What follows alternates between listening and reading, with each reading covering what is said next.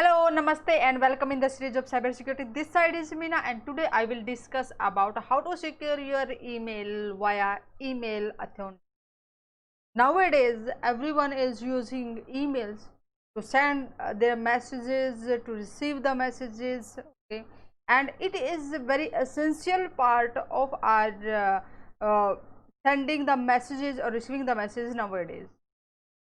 And if hackers will use our emails to send the message to somebody, okay, or send spam messages to the multiple users, and our email server if that get blacklisted, okay, or if somebody in between will access our email addresses so that they can read the messages, it will be very dangerous for us, okay.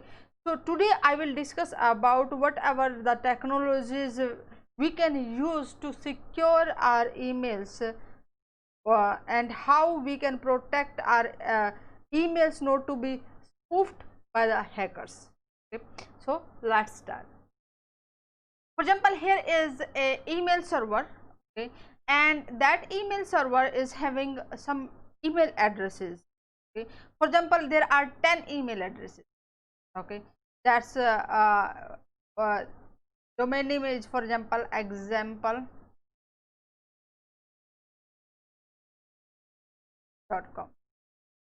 okay.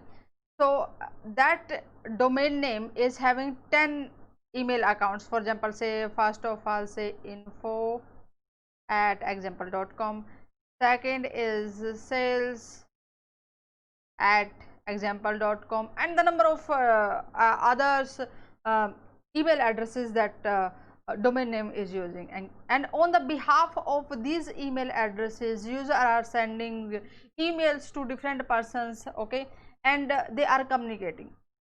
If here is a hacker, okay, and the domain name, whatever the domain name they are using or whatever the email address they are using, and it used that email addresses, okay, here is a hacker, and use that email address and send so many spam messages to the different users, and after some time that domain name or the email servers, that domain name will be blacklisted, okay. So how to protect then our emails? But there are basically used the three main technologies to stop such kind of attacks, okay. So these are the SPF, okay, sender policy framework, domain key identified mail, and domain based message authentication reporting and conformance, okay. These are the set of three technologies used to protect such kind of attack or on the email. So and how that email authentication work, let's just have a look on it. So with the help of a sender policy framework, owner of that domain, we will set up a list of the emails whatever they are using or they are authorized to send emails to the other person, okay. List of that domain and the email addresses and the IP addresses associated with that. So and this information the owner will forward on the internet, so that the servers or the DNS servers or the other authorized servers, so who are the mail servers to send and receive the emails, so that they can check that policies, yes, is that IP addresses or the domain name or that particular email address is authentic to send the emails, okay.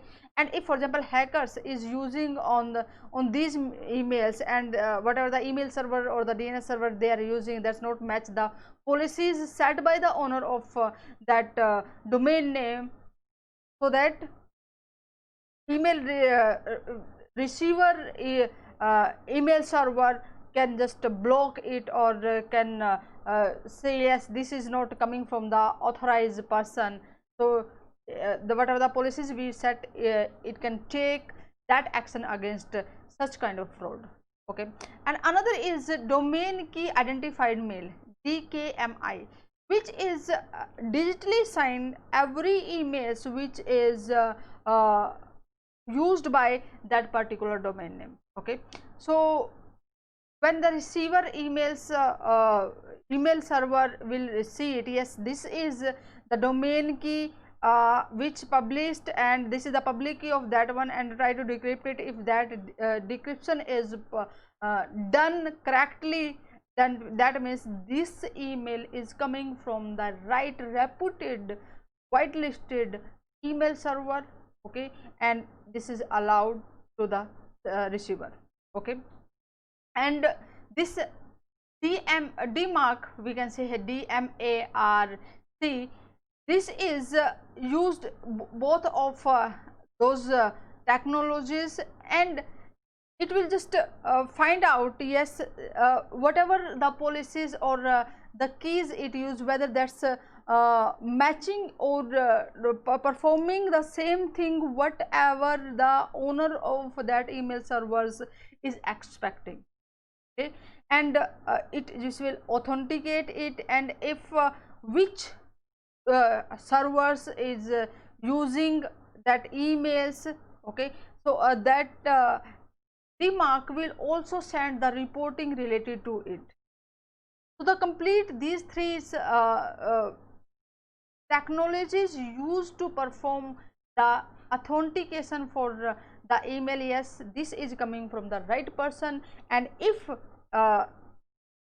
it is not coming from the authenticated email servers or the domain names or the IP addresses that is associated with that authenticated email server, so the what action should take. For example, say it is unauthorized, so delete that emails or send in the junk of the receiver.